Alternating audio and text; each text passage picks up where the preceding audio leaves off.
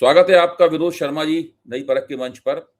हमारे आदरणीय प्रधानमंत्री नरेंद्र मोदी के परम मित्र प्रेसिडेंट डोनाल्ड ट्रंप जो अभी तक ये दावा कर रहे थे कि उनका लक्ष्य ईरान में सत्ता का परिवर्तन करना है, अचानक युद्ध के 11वें दिन वो ये कहने लगे कि हमने अपने लक्ष्यों को पूरा कर लिया है, हमने ईरान का ये तबाह कर दिया, हमने ईरान का वो तबाह कर दिया। लेकिन जाहिर है कि वो ये नहीं कह रहे हैं कि ईरान में सत्ता परिवर्तन हो गया है उनके हमलों की वजह से या उनके दबाव की वजह से। तो आखिरकार उनके लक्ष्य पूरे कैसे हो गए? वो ऐसा क्यों कह रहे हैं विनोद जी? ये तो बड़ी अजीब सी बात है। बच्चा भी उनके हर व्यक्ति को उनके सारे बयान पता है। देखिए, ऐसा है अभय जी जी कि डोनाल्ड ट्रंप साहब ये डिसाइड नहीं कर पा रहे हैं कि क्या वो वॉर टाइम लीडर है अमेरिका के या बिजनेसमैन है। जो उन्होंने दावा किया हाल ही में, परसों शायद कल जो दावा किया कि भाई, जैसे उन्होंने कहा कि the US had we achieved enough, we have achieved enough। और उन्होंने ये भी कहा कि अनकंडीशनल सरेंडर चाहिए हमें, पहले जब बोला था वो तो हुआ नहीं। बावजूद उसके उन्होंने कहा कि वी हैव अचीव्ड इनफ, और हमने 80% उनकी मिसाइल कैपेसिटी जो है, लॉन्चिंग कैपेसिटी जो है, डिस्ट्रॉय कर दी है। 3-4 चीजें उन्होंने बताई और उसके बाद उन्होंने कहा कि हम जीत चुके हैं, इनफ। उसका असर क्या हुआ? उसका असर ये हुआ अभय जी कि जो क्रूड का जो प्राइस है, जो उस वक्त $120 पे था, वो गिर के $90 पे आ गया। तो उसने अपनी मार्केट स्टेबलाइज कर ली। किसने? डोनाल्ड ट्रंप ने। लड़ाई नहीं जीती, वो 2 फ्रंट पे लड़ रहा है आज के दिन। एक तो ईरान फ्रंट पे लड़ रहा है और दूसरा होम फ्रंट पे लड़ रहा है, जहां पर अफरा तफरी है, जहां पर बहुत लोग व्यथित हैं कि इस लड़ाई का अंजाम क्या होगा। तो जब क्रूड के प्राइसेस बढ़ते हैं तो उसका जो रिपल इफेक्ट होता है वो अक्रॉस सेक्टर्स होता है। और मैं ये समझता हूं कि लड़ाई रोकने में डोनाल्ड ट्रंप आज के दिन सक्षम नहीं है, क्योंकि कोई ये बोले 2 लोगों ने लड़ाई शुरू की थी, दूसरा कुछ बोल रहा है क्या,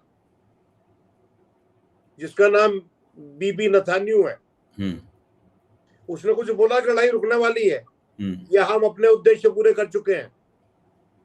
और तीसरा, जब ईरान के फॉरेन अफेयर्स मिनिस्टर ने थोड़ी माफी एक्सप्रेस की, थोड़ी गलती एक्सप्रेस की गल्फ की कंट्रीज के लिए कि भाई हमने आप पे भी अटैक किया है और हम आगे से इसका ध्यान रखेंगे, तो उसके बाद ईरान के भीतर जो उनकी सिक्योरिटी का इंचार्ज है अली लारिजानी, उसका जो बयान आया, उसने कहा हम ट्रंप को छोड़ेंगे नहीं, हम ये लड़ाई आखिर तक लेके जाएंगे।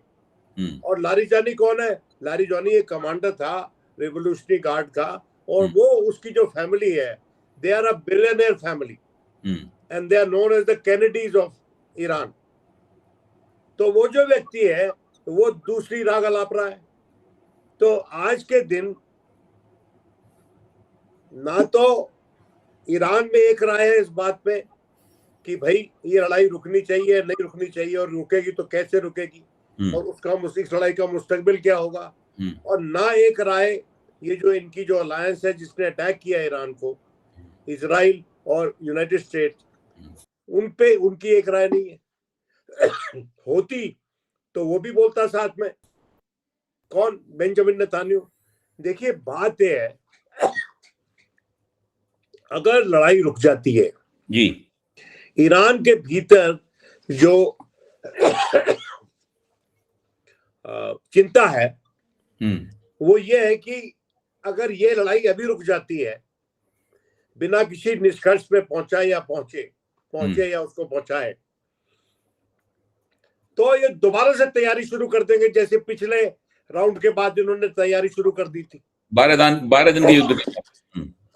देखिए, इसमें जो सबसे बड़ा अनसॉल्व्ड मिस्ट्री ये है कि अमेरिका कितना स्टेक दे चुका है इजराइल को इस लड़ाई में, और दूसरी मिस्ट्री है कि डोनाल्ड ट्रंप कितना कमिटेड है कि अपनी इकोनॉमी को कितना कहां तक नुकसान पहुंचाने को तैयार है कि ताकि ये लड़ाई अपने हिसाब से जीत सके। मतलब रिजीम चेंज हुआ, कहां हुआ रिजीम चेंज? ये तो वेनेजुएला की तरह हुआ है जो अभी वहां पर हुआ है।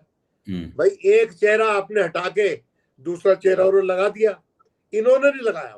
फर्क ये है कि वेनेजुएला में जो हुआ वो आपके कारण हुआ, यहां नहीं कह सकते कि आपके कारण हुआ। आपने एक व्यक्ति को मार दिया, आयतुल्लाह खमैनी को मार दिया, उसका बेटा नियुक्त हो गया उसकी जगह पे। आज ये भी चर्चा है कि उसका भी वो भी इंजर हुआ है एक अटैक में, लेकिन जो भी है ये कोई खबर नहीं अभी तक कि उसकी दिवंगत हो गया, उसकी मृत्यु हो गई। तो वहां पर जो ईरान के भीतर जो वहां पर हार्डलाइनर्स हैं, दे आर डोमिनेटिंग, और जितनी लड़ाई ये लंबी चलेगी उतनी हार्डलाइनर्स डोमिनेट करेंगे। और जहां भी लड़ाई होती है ना भाई जी, आप भी जानते हैं और मैं भी जानता हूं, that every war ends up empowering the hardliners। बिल्कुल पीसनिक्स जो होते हैं एकदम वीक नीड हो जाते हैं, बिल्कुल वीकन हो जाते हैं, उनकी बात कोई सुनता नहीं। अभी आपने मुश्तबा खामनैनी की चर्चा की, जो कि आयतुल्लाह खमैनी के बेटे हैं, और उनकी शहादत के बाद उनको ईरान का सर्वोच्च नेता नियुक्त किया गया है। तो उसके नियुक्त करते ही खबर आई कि साहब वो भी घायल हो गए हैं इजराइल के हमले में। जी हाँ, बिल्कुल। लेकिन अब इस वक्त जो टीवी की स्क्रीन है वो भी कुछ ना कुछ रुख अपना बदल रही है, उसका भी संदेश थोड़ा सा पहले से अलग है। टीवी की स्क्रीन में मुश्तबा खामनैनी की पूरी हस्ती बहुत शानदार अपनी पगड़ी और चोगे के साथ वो ईरान के खंडरों पर शान के साथ कदम बढ़ाते हुए दिखाई पड़ रही है, और नीचे शीर्षक आ रहा है, मैं घायल हूं इसलिए मैं घातक हूं। और फिर खबर आ रही है कि ईरान इजराइल के ऊपर बहुत जबरदस्त हमले कर रहा है। और अभी हाल ही में तेल अवीव में उसकी मिसाइलों ने इजराइल का जो एयर डिफेंस सिस्टम था उसको चकमा देते हुए वो मिसाइलें वहां गिरी हैं, और भगदड़ मची हुई है तेल अवीव में। वो सब सीन दिखाए जा रहे हैं उसके ऊपर। यानी ईरान ने डोनाल्ड ट्रंप के ये कहने के बाद में कि हमने वी हैव अचीव्ड इनफ, बहुत जबरदस्त वहां हमला किया है। भाई अमेरिका पे तो हमला नहीं कर सकता, अमेरिका के तो केवल गल्फ में जो अड्डे हैं उन्हीं के ऊपर हमला कर सकता है।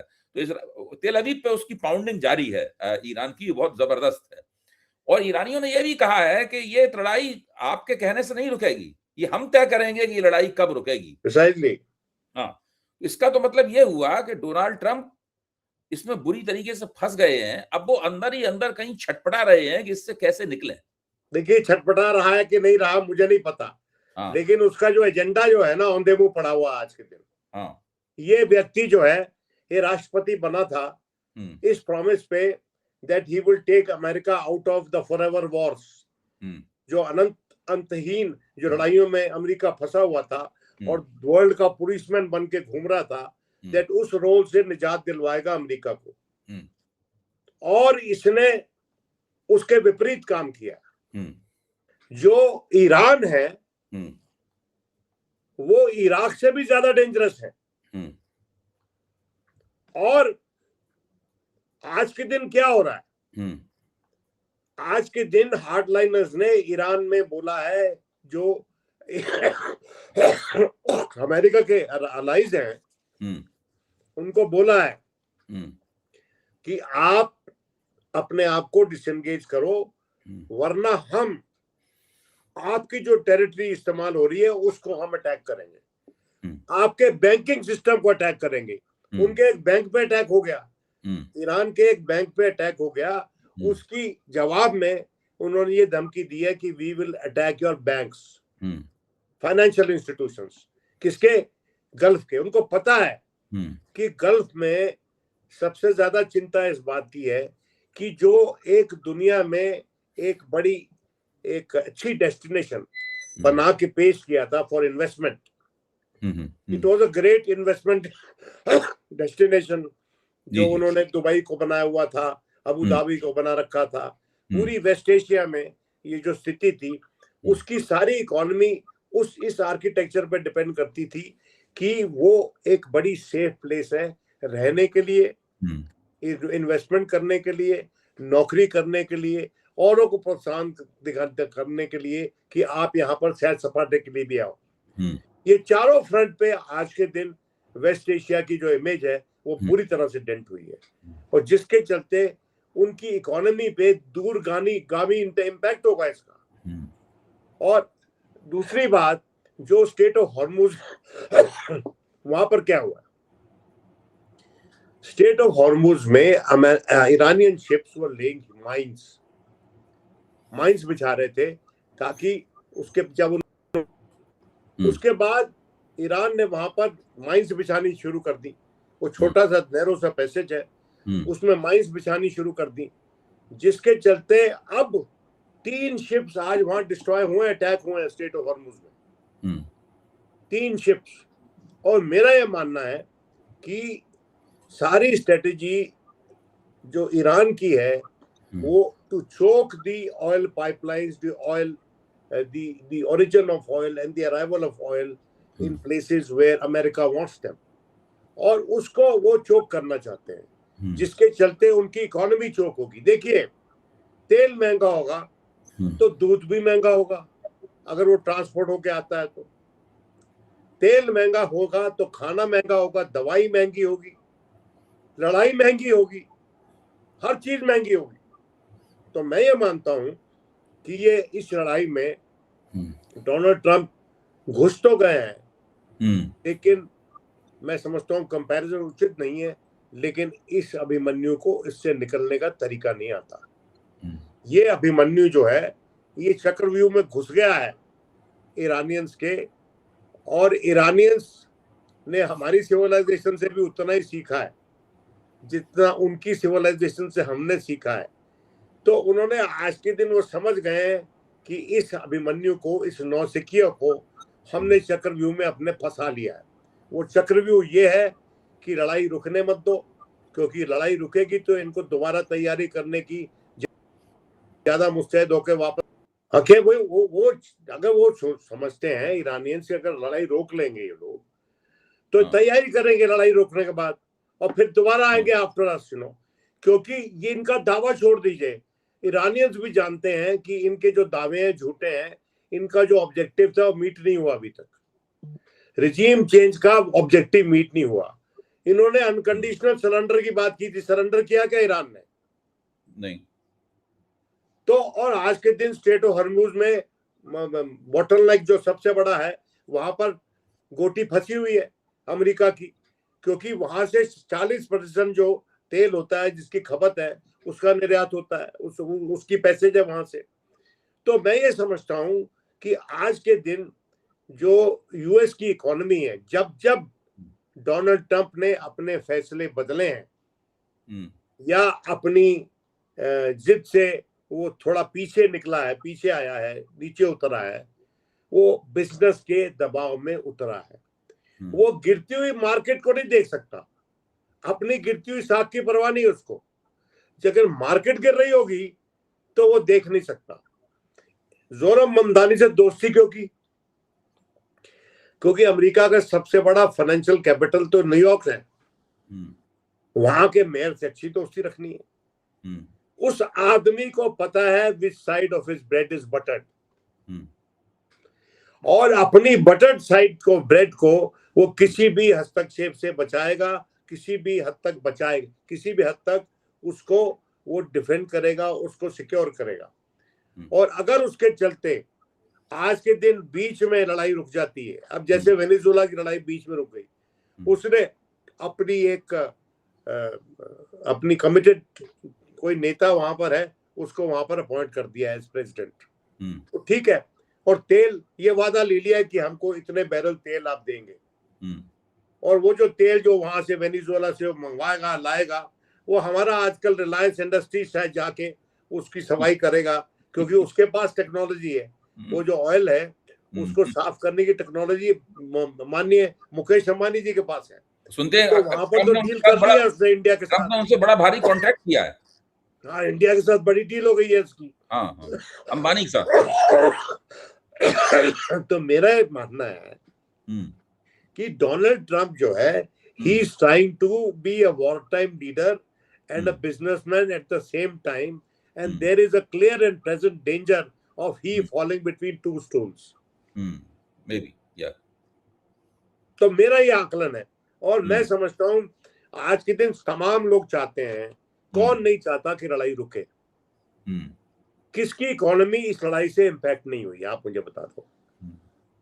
दुनिया का कोई भी ऐसा मुल्क नहीं है जिसकी इकोनॉमी इम्पैक्ट नहीं हुई या इम्पैक्ट होने की जद में, अगर ये लड़ाई और चली तो। और इस लड़ाई में अब तो वहां पर तो अमेरिकन टेलीविजन वालों ने फिगर्स देने शुरू कर दिए कि पर डे कितना एक्सपेंडिचर हो रहा है इस लड़ाई पे, and that works out to billions. तो ये जो डोनाल्ड ट्रंप बोलता था कि इतने बिलियंस वेस्ट हो रहे हैं, क्या कहते हैं, जो फ्री एड, मेडिकल एड जो दी जाती है, ओबामा केयर पे इतने पैसे खर्च हो रहे हैं, बर्बाद हो रहे हैं, फलानी सोशल सेक्टर में जो डेमोक्रेट्स की जो पेशरफ्त है उस पे इतने पैसे वेस्ट हो रहे हैं। ये जो खुद अब पैसे वेस्ट कर रहा है लड़ाई पे, इसके तो कोई कॉम्पिटिशन मिलेगा नहीं इसको। क्या इसको इजरायली पैसे देंगे कि तूने हमारे कहने पर लड़ाई लड़ी? क्योंकि इसकी पार्टी को खुद को इजराइल जो उसको प्रोत्साहन देने वाले हैं, बीबी नेतान्याहू को, जो जितनी भी जूइश लॉबी है वहां पर पैसे वाली, वो तो इसको करेगी फंड इस लड़ाई को, क्योंकि उसके बाद उसको अपना असला भी बेचेगी। तो मिलिट्री इंडस्ट्रियल कॉम्प्लेक्स जो अमेरिका में है वो तो खुश होगा इस लड़ाई से, लेकिन जो इसका रिपल इफेक्ट, इसका जो साइड इफेक्ट और बिजनेसेस पे होगा, अमेरिका के अपने ब्रांड वैल्यू पे होगा, अमेरिका की जो इंडस्ट्रियल बढ़त है दुनिया में उसमें होगा, उसका कौन मुआवजा देगा? डोनाल्ड ट्रंप जरूर सोच रहा होगा इस बात पे। इस बात की शायद हो सकता है परवाह बीबी नेतान्याहू को ना हो। तो आज के दिन आप सही कह रहे हैं कि ये डोनाल्ड ट्रंप के लिए एक बड़ा अपार संकट उसने अपने आप पे होस्ट कर लिया। ही हैज इनवाइटेड दिस संकट अपॉन हिमसेल्फ, जो कि अमेरिका, उसने सोचा कि मैं हीरो बन जाऊंगा, मैं इस सैटन को खत्म कर दूंगा। ये जो सैटन, तो वो तो अमेरिका को सैटन ईरानियंस बोलते हैं, लेकिन this is the nexus of evil, जो भी बुलाते हैं अमेरिकन उनको, कि हमें इसको तोड़ दूंगा। वो होगा नहीं आसानी से, क्योंकि एक तो बहुत बड़ा मुल्क है ईरान, दूसरा उसको समझाया जा रहा है कि ईरानियंस को ये कहना कि तुम सरेंडर कर दो, तुम उस मुल्क को और ज्यादा मजबूत बना रहे हो, उसके रिजॉल्व को और ज्यादा मजबूत बना रहे हो, इस बात के लिए कि आपके साथ वो अंत तक लड़ाई लड़ेंगे, आखिरी सांस तक। और वहां से आखिरी सांस पहले कौन लेगा, आप लोगे या वो लेंगे, वो ईश्वर जानता है। क्योंकि मैं ये नहीं कह रहा हूं कि Iran will triumph United States, no, Iran will push Trump to a place, bring Iran, Trump to a place where neither he nor his party will be able to win another election, starting from the midterm elections which are going to happen in November. उस पर भी ध्यान इसको worry है जो midterm elections हैं। और Texas में एक इलेक्शन हो रहा है जिसमें ये बहुत वरीड है, क्योंकि Texas is the citadel of the Republican Party, it's a red state. और वहां पर क्या नतीजा आता है, अभी वहां पर भी चल रहा है कि उनको अपने ये अपनी प्राइमरीज में अपने कैंडिडेट इलेक्ट हो रहे हैं। पहले उनमें होता है ना कि उनके अपने कैंडिडेट आपस में लड़ते हैं, फिर उसमें से कौन उनका बनेगा नुमाइंदा। In any case that process is on. तो मेरा कहने का मतलब यह है कि the election process, the mid term election process, जिसके ऊपर निर्भर है डोनाल्ड ट्रंप की राजनीतिक जिंदगी, उसकी एज प्रेसिडेंट, उसका रुआब, उसका दबदबा, अगर वहां पर लूज कर गया वो सेनेट और कांग्रेस में मेजॉरिटी, तो कौन पूछेगा भाई? तेरे अपने मुल्क में नहीं पूछेगा तो कोई। तो ये है नहीं, ये तो आपका विश्लेषण बिल्कुल ठीक है और मैं इससे सहमत हूं। अब थोड़ा सा कयास लगा लिया जाए। हम लोगों कयास लगाना भी हम लोगों का काम है और उसमें जाहिर है कि वो हम लोग गलत होने के खतरे के साथ कयास लगाते हैं। कयास का मतलब ही ये है कि वो गलत भी हो सकता है। ये डोनाल्ड ट्रंप जो एक फेस सेविंग फार्मूला खोज रहे हैं, एक पतली गली तलाश रहे हैं जिससे वो जीत की डींग भी मार सकें और युद्ध से निकल जाएं। तो वो आपको क्या लगता है कि ये 2 दिन से लेके 1 हफ्ते के बीच में कितने दिनों में निकल जाएगा इस युद्ध से? देखिए, इस बात की परवाह नहीं करेगा कि इजराइल, अब तो वो इस बात की परवाह नहीं करेगा कि इजराइल युद्ध से निकल रहा है, युद्ध में पड़ा हुआ है। अबे जी, इस कयास के लिए बड़ा फरकस मुझे प्रयास करना पड़ेगा। हाँ, कीजिए थोड़ा सा। क्योंकि मेरे पास दिव्य दृष्टि नहीं है, ना आपके पास है। तो हम we can make an intelligent guess. मैं ये नहीं कह रहा हूं कि स्पेकुलेशन का नाम नहीं दे रहा हूं मैं इंटेलिजेंट गेस की बात कर रहा हूं। हम और आप जो है, हम जो है पतंगबाजी नहीं करते, we don't fly kites, you know. हम इंटेलिजेंट गेस हम करते हैं, आप और दोनों मिलके। मेरा इंटेलिजेंट गेस ये है अभय जी कि इस लड़ाई को अमेरिका की मार्केट रोक सकती है। क्योंकि ये लड़ाई जो है, ये बायलैटरली डिसाइड नहीं होगी रोक, इस पे इसकी रोक यूनिलैटरली डिसाइड कर सकता है अमेरिका। और अपनी तरफ से ईरान नहीं रोकेगा इस लड़ाई को, क्योंकि उन्होंने अपने जो जिनका जो एक्सटर्नल अफेयर्स मिनिस्टर है उसको भी कोने में बिठा दिया है कि we are not going to negotiate with them, इन्होंने जो हमारे साथ किया है। और ये लड़ाई जो है इनकी टर्म्स में नहीं रुकेगी। अब किसकी टर्म पे लड़ाई रुकेगी?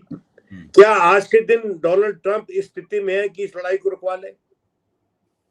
मुझे लगता है मैं भी एक, अगर इसको इंटेलिजेंट गेस कहा जा सके तो मैं भी ये कर सकता। मेरा मानना है कि अमेरिका, डोनाल्ड ट्रंप नेतन्याहू की परवाह किए बिना, नेतन्याहू इस लड़ाई को रोकता है या नहीं रोकता है, अमेरिका अपनी तरफ से इस लड़ाई से बाहर चला जाएगा। तो हो सकता है, संभव है, अगर बाहर जाएगा वैसे ही उसके फौजी अड्डों पर मिडिल ईस्ट में होने वाले हमला करने का कोई औचित्य नहीं रह जाएगा ईरान के लिए। वो सारे हमले बंद हो जाएंगे। अगर पेट्रोलियम क्रूड के प्राइसेस यूएस डॉलर जिस तरह से बीच में चले गए, 140 पर बैरल चले गए थे, तो हो सकता है कि ये उसमें से लड़ाई में से निकल आए, हो सकता है। लेकिन क्या फिर लड़ाई सीधी नेतन्याहू और मुश्तबा खामनैनी के बीच हो जाएगी, रह जाएगी? नहीं, देखिए, वो मैं समझता हूँ, देखिए मुश्तबा और खामनैनी में इतना आसान नहीं है। भाई जी मेरी बात सुनिए, there are far too many forces at play आज के दिन ईरान के भीतर, और उसी तरह से far too many forces are at play in the whole of West Asia. और बहुत से बहुतेरे मुल्क जो कि अलाइज है अमेरिका के, जो उसके और उसके कई मामलों में बिजनेस पार्टनर्स हैं, जिन्होंने इसको तैयारे तक, मतलब हवाई जहाज तक भेंट किए हैं तोहफे में। वो जो लोग हैं वो चाहते हैं लड़ाई रुके। वो कितना प्रेशर इस पे डालते हैं उस पे काफी कुछ निर्भर करेगा, एक। दूसरा, इसकी कंट्री के भीतर से बिजनेस लॉबी का क्या रवैया है। वो बिजनेस लॉबी क्या is willing to risk their future of their businesses because of in this war? ये भी दूसरी बात है। और तीसरी, अमेरिका का क्या रहेगा औहदा अगर यहां से America exits from Iran with a bruised face,